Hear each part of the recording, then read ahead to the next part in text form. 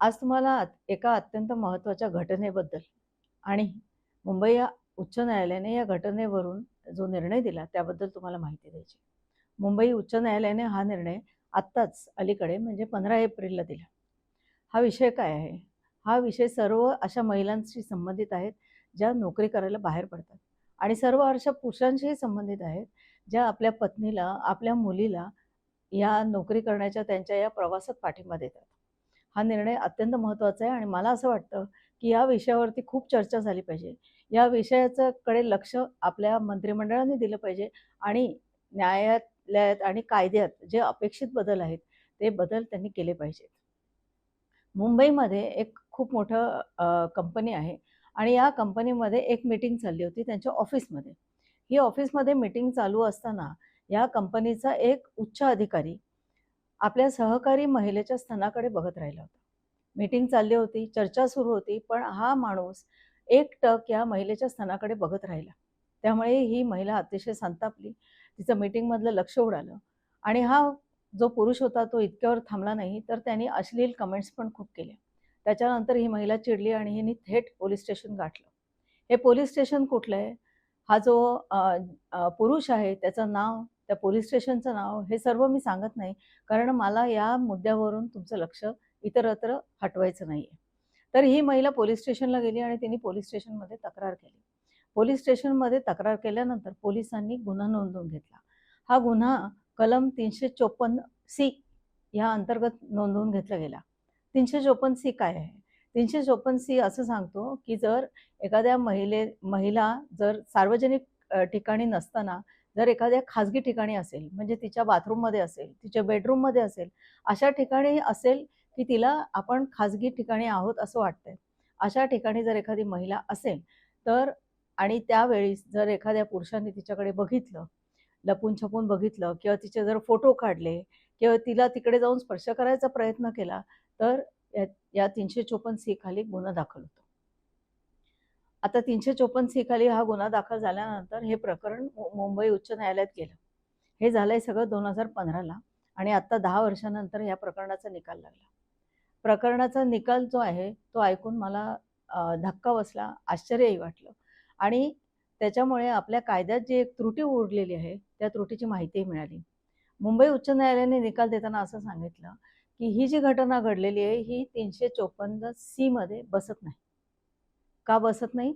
कारण ही जी मीटिंग चालली होती, ती कंपनीच्या ऑफिसमध्ये चालली होती. ती सार्वजनिक ठिकाणी चालली होती. म्हणजे सार्वजनिक ठिकाणी जिथे अनेक जण आहेत, अशा ठिकाणी ही मीटिंग चालली होती. ही खाजगी ठिकाणी मीटिंग चाललेली नव्हती. म्हणजे ती महिला तिच्या खाजगी ठिकाणी नव्हती. म्हणजे ती बाथरूममध्ये नव्हती, तिच्या बेडरूममध्ये नव्हती किंवा ती अशी एकांतात कुठेही नव्हती.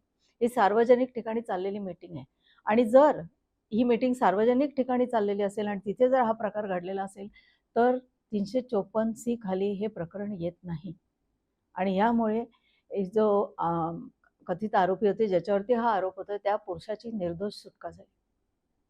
अर्थात त्या महिलेवरती काय ह्याचे परिणाम झाले असतील ते तुम्ही समजूच शकता. या प्रकरणात तो पुरुष दोषी आहे की नाही आहे हा विषय वेगळा आहे.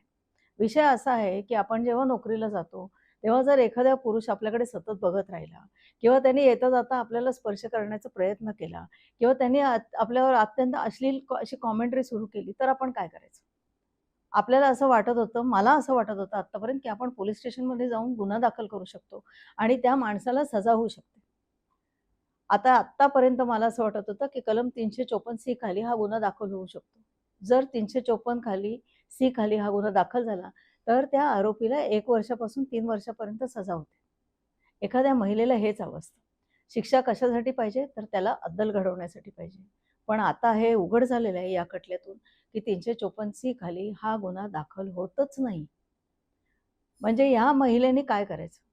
जर ऑफिसमध्ये तिच्याशी अशा तऱ्हेने काही लैंगिक तिचा छळ झाला, अशा तऱ्हेने तिच्याशी वागणूक झाली, तर तिने काय करायचं?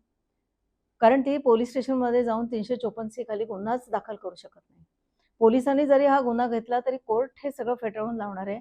कारण हे सगळं जे आहे, हे सार्वजनिक ठिकाणी चाललेलं असल्यामुळे हे 354 सी खाली येत नाही, असं म्हणून कोर्ट हे फेटाळून देणार.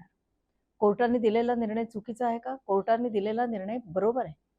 परंतु 354 सी मध्ये काहीतरी आपल्याला संशोधन करायला पाहिजे. असं संशोधन करायला पाहिजे की सार्वजनिक ठिकाणी महिलांवरती अशा काही लैंगिक प्रकार झाला तर तो 354 खाली यायला पाहिजे. आत्ता सध्या आपण काय करू शकतो? एखादी महिला काय करू शकते? जर तिच्या ऑफिसमध्ये अशा प्रकारचा छळ झाला तर ती काय करू शकते? ती पोलीस स्टेशनमध्ये जाऊ शकत नाही. त्या आरोपीला 1 वर्ष 2 वर्ष काही महिने सुद्धा शिक्षा होऊ शकत नाही. कारण 354 लागूच होत नाही. मग ती महिला काय करू शकते? ती फक्त पॉशकडे तक्रार करू शकते. पॉश अंतर्गत. तुम्हाला माहिती आहे 2013 साली पॉश म्हणजे प्रिव्हेन्शन ऑफ सेक्शुअल हॅरेसमेंट असा एक कायदा मंजूर झाला.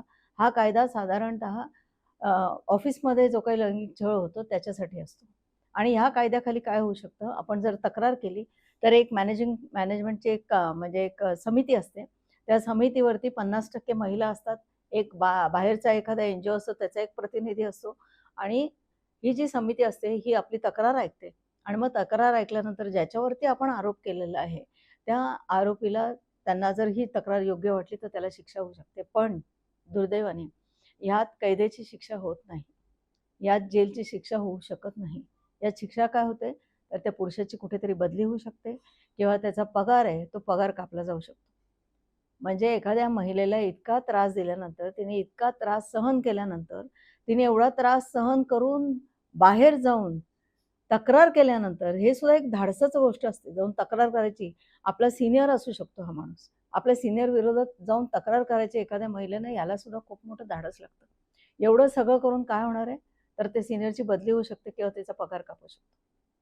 ती पोलीस स्टेशनला नाही जाऊ शकत. ती कोर्टात नाही जाऊ शकत.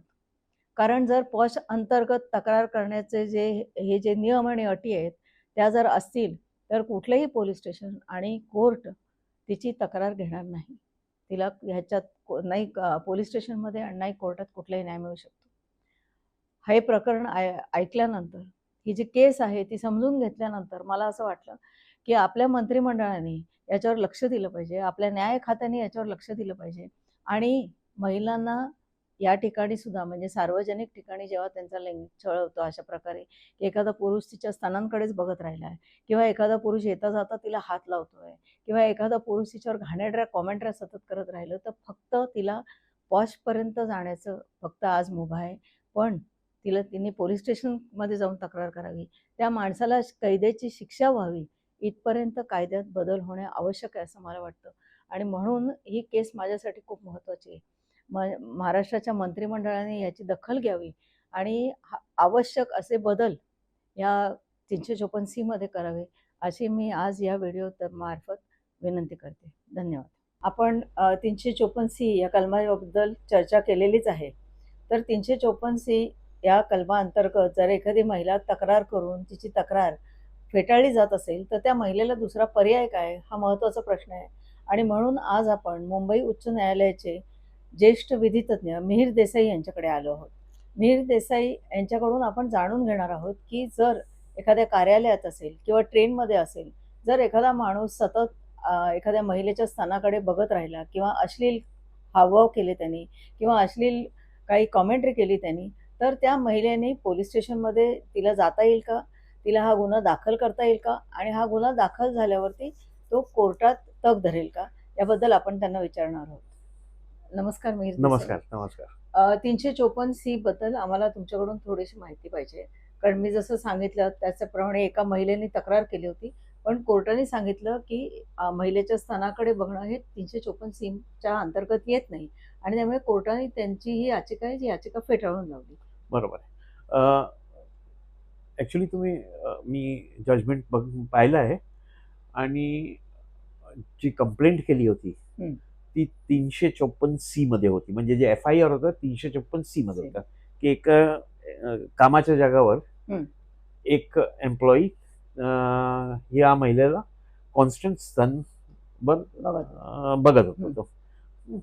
आता 354C मध्ये असं आहे की 354C म्हणजे वॉयरिझम असं बोलतात, असा टायटल आहे त्या सेक्शनच्या.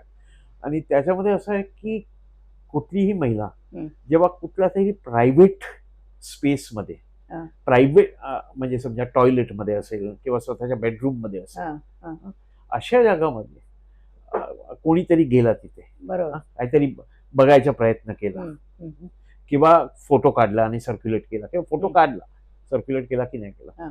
तर त्या कायद्यामध्ये ते बसते, म्हणजे ते ऑफेन्स म्हणून. म्हणजे 354 54C खाली प्रायव्हेट एरिया असेल तरच बसतं. हा, म्हणजे ती स्त्रीच्या प्रायव्हेट एरिया, म्हणजे तिच्या बेडरूम पण असू शकतो किंवा किंवा एक वर्कप्लेसच्या टॉयलेट असू शकतो. हा.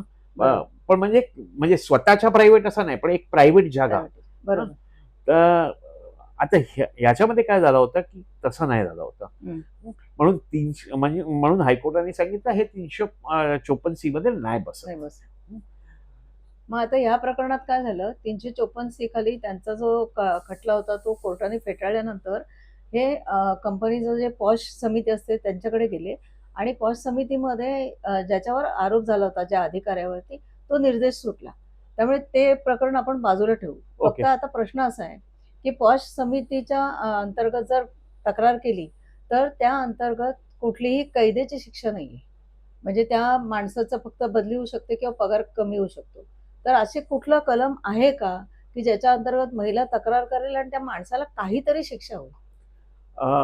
509C 509 इंडियन पिनल कोडची मी बोलतो. सिमिलर आता नवीन कायद्यामध्ये पण आयडेंटिकल आहे, पण ते जुन्या कायद्यामध्ये 509 होती, ज्याच्यामध्ये असं सांगितलंय की कुठल्याही पब्लिक स्पेसमध्ये पण तुम्ही काय महिलाला बोलले किंवा हात लावला, समजा हात लावायची गोष्ट, किंवा काहीतरी जेस्चर केला.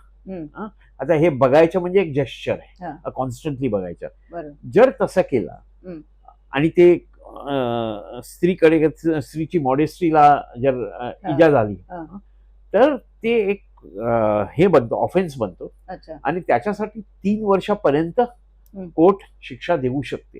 म्हणजे असं नाही आहे की ऑफेन्स नाही बनत. फक्त ह्या केसमध्ये काय झाला होता की पोलिसांनी असा केला पाहिजे होता की हे 354C मध्ये नाही, पण 509 मध्ये हे FIR दाखल केली पाहिजे होती.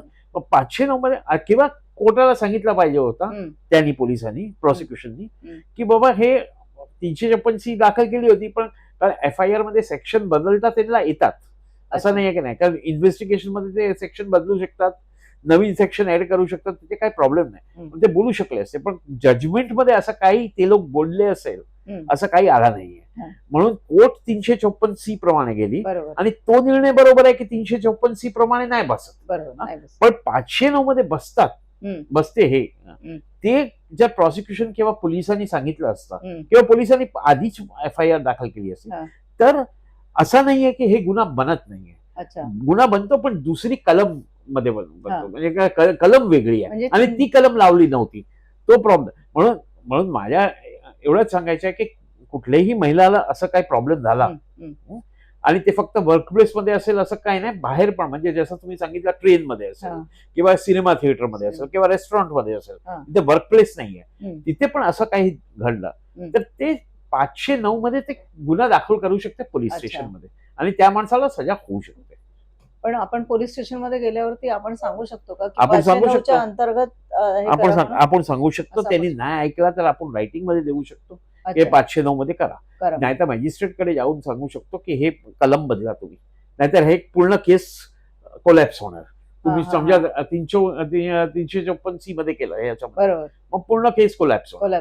म्हणून तुम्ही सांगू शकता की कलम बदला, पोलिसांना सांगू शकतात, तोंडी सांगू शकतात, रायटिंग मध्ये सांगू शकतात आणि मॅजिस्ट्रेटला पण सांगू शकतात की हे कलम बदलायच्यासाठी आम्ही ऍप्लिकेशन करतोय. बरोबर, म्हणजे 509 महत्वाचं आहे. महत्वाचं आहे, 509 महत्वाचं आहे. काही लोकांना माहित नसतं हे 509 बद्दल, कारण हे काय 354C वगैरे नवीन आलेले कायदे आहे. ते 2013 मध्ये वगैरे आले, वोयरिझम, स्टॉकिंग वगैरे वगैरे जे काय आहे ते 2013 मध्ये आले. 509 पहिल्यापासून आहे. आणि पण काही लोकांना माहित नसतं ते 509 मध्ये पण असं दिलं. म्हणून माझ्या एवढंच सांगायचं, तुम्ही आता हे स्टॉकिंग बद्दल म्हणलात, म्हणजे महिलेचा पाठलाग करणं, बरोबर आहे, ते पण 509 ते नाही, ते 354 ब नाही, डी मध्ये आहे, 354D मध्ये आहे. अच्छा, स्टॉकिंग 354D मध्ये आहे, ते पण ऑफेन्स आहे की तिथे पाठलाग करायचा वगैरे, आणि त्याला पण कैदेची शिक्षा, त्याला पण कैदेची शिक्षा, आणि ते वेगळा ऑफेन्स आहेच. बरोबर. पण ह्याच्यामध्ये काय झालं होतं, पाठलाग नव्हता, कारण वर्क प्लेस मध्ये होता, हो. तिकडच्या तिकडे तो बघायला तिकडच्या स्टेअर तिकडे. करत राहायचा.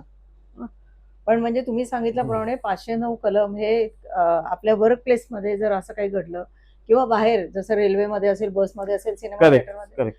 आणि आपली मॉडेस्टी ला कोणीतरी हे हे प्रॉब्लेम करते, तर हो. महिला पोलीस स्टेशनमध्ये जाऊन ही तक्रार करू करू शकते, शकतो, आणि करू शकतो. पोलिसांनी घेतलं नाही तर मॅजिस्ट्रेट समोर जायचं आणि करेक्ट मॅजिस्ट्रेटना करेक्ट सांगायचं.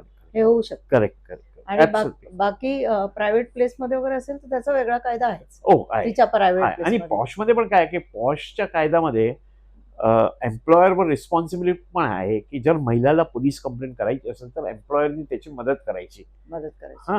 ते पण लिहिलं आहे की जर क्रिमिनल ऑफेन्स होत असेल तर, ऑफेन्स नाही होत असेल तर वेगळी गोष्ट, पण ऑफेन्स होत असेल तर, आणि जर ती महिलाला कंप्लेंट करायची आहे तर, अच्छा, तर तिला नाही करायची पोलीस कंप्लेंट काय करू शकत नाही. अनलाईक पॉक्सोमध्ये जेव्हा चाइल्डच्या असते तेव्हा त्या चाइल्डला कंप्लेंट करायची आहे की नाही, त्याला पेरेंट्सला कंप्लेंट करायची आहे की नाही, कोणाला कळलं की ह्या चाइल्ड बरोबर लैंगिक अत्याचार होतो तर त्याची रिस्पॉन्सिबिलिटी असते की जाऊन पोलिसाला कळवायचं. ह्याच्यामध्ये असं नाहीये पॉशमध्ये, त्या महिलेवर अवलंबून, महिलावर. तिला करायचं आहे, पण तिला जर करायचं असेल तर मॅनेजमेंटने त्याला एम्प्लॉयरनी मदत केली पाहिजे. अच्छा.